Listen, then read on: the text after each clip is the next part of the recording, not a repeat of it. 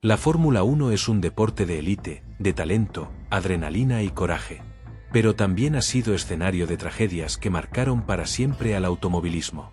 En este vídeo vamos a repasar las 10 muertes de pilotos más impactantes en la historia de la Fórmula 1.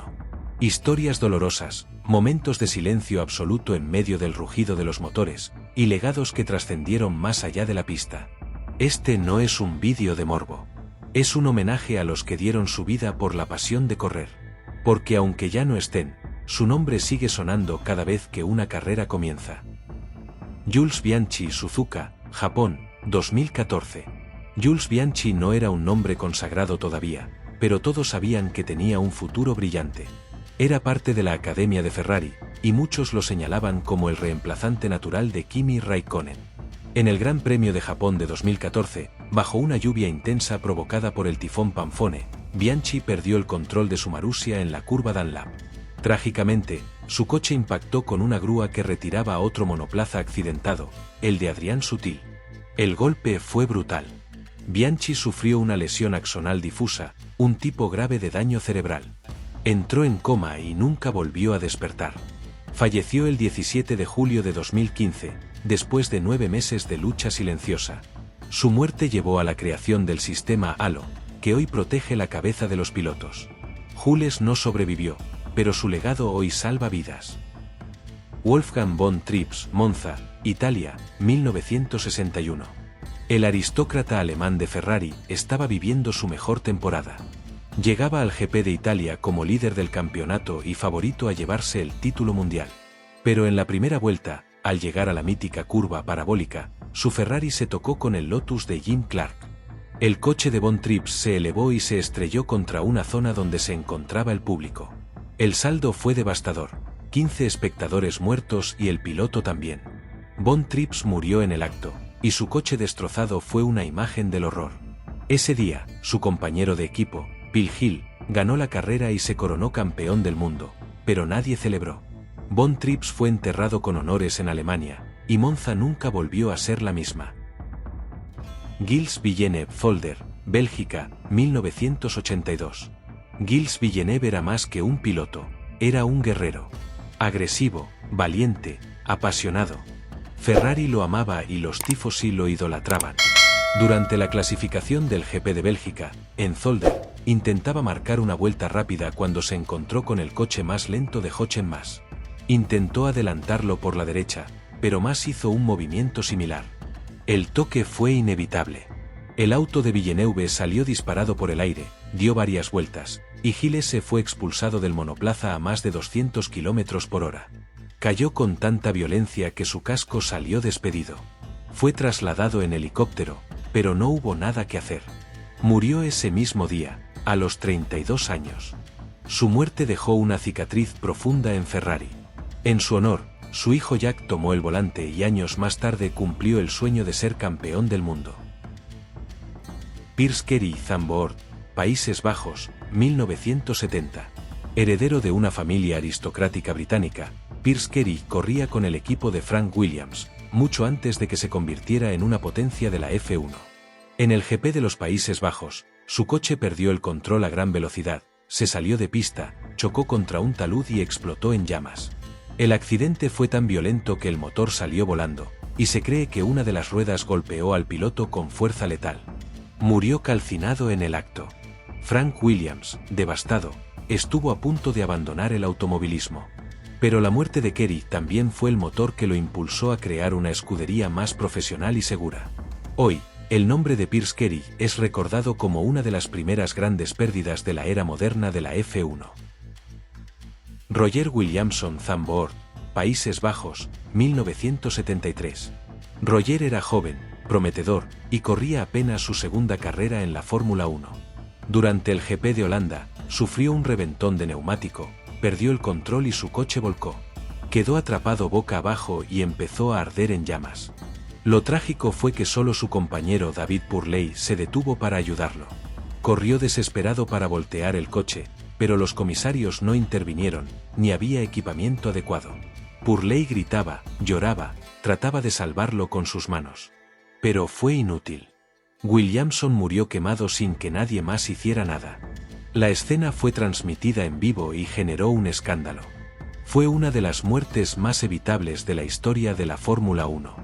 Un antes y un después en cuanto a respuesta ante emergencias. Ronnie Peterson, Monza, Italia, 1978. El sueco Ronnie Peterson era apodado el sueco volador. Rápido, elegante y muy querido por el paddock. En la largada del GP de Italia, un caos entre varios autos terminó con su monoplaza chocando contra el muro y siendo embestido por otros coches. Su coche se incendió. Otros pilotos como Hunt y Depailler lo sacaron de las llamas. Tenía múltiples fracturas, pero estaba consciente. Fue llevado al hospital, pero la mala praxis médica terminó costándole la vida. Sufrió una embolia grasa tras una cirugía innecesaria y falleció al día siguiente. La Fórmula 1 perdió no solo a un gran piloto, sino a uno de sus hombres más nobles. Su muerte generó un profundo debate sobre la calidad del tratamiento médico post-accidente. Roland Ratzenberger, Imola, San Marino, 1994. Roland era un piloto austríaco que recién había llegado a la F1 con el modesto equipo Simtek. Durante la clasificación del GP de San Marino, su alerón delantero se rompió a más de 300 km por hora, producto de un daño previo.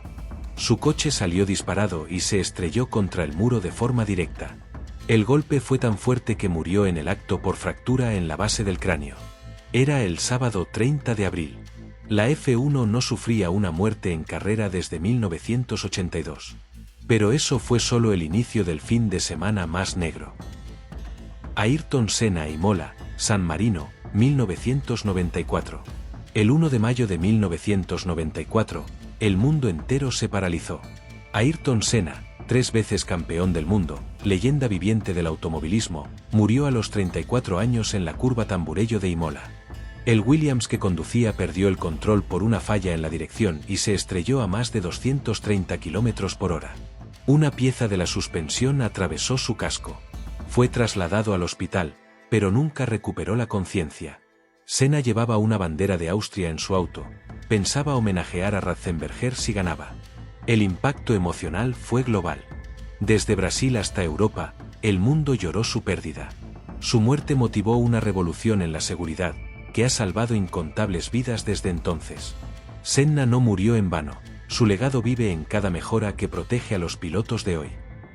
Jim Clark, Hockenheim, Alemania, 1968.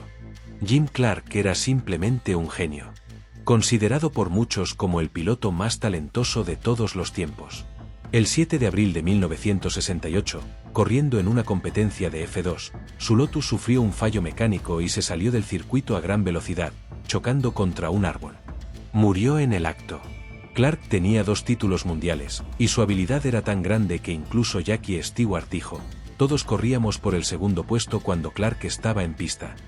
Su muerte, sorpresiva e inexplicable para muchos, dejó al mundo del automovilismo devastado. Fue la pérdida de un ídolo silencioso, humilde y brillante. La generación olvidada de los años 50 y 60. Antes de que existieran los cascos integrales, los cinturones de seguridad o las barreras de protección, hubo hombres que corrían sabiendo que cualquier error podía ser el último. Los años 50 y 60 fueron una época de tragedias constantes. Alberto Ascari, bicampeón del mundo, murió en 1955 probando un coche deportivo. Peter Collins, compañero de Fangio, falleció en Nürburgring en 1958. Luigi Musso, Lorenzo Bandini, Joe Schlesser, la lista es larga y dolorosa. Los coches eran rápidos pero frágiles. Los circuitos, auténticas trampas mortales. Esta generación fue la que pagó el precio más alto por cada avance en seguridad que hoy consideramos básico. No murieron por imprudentes. Murieron por pasión. Y su memoria debe seguir viva. Cada historia contada hoy no es solo parte de un pasado trágico. Es parte de lo que construyó la Fórmula 1 como la conocemos. Detrás de cada victoria de hoy, de cada podio moderno, hay nombres que ya no están para celebrarlo. Pero siguen ahí. En el recuerdo, en la historia, en cada vuelta al circuito. Gracias por mirar este homenaje. Si sentiste algo con estas historias, suscríbete, deja tu like y compartilo. Porque recordar, también es honrar.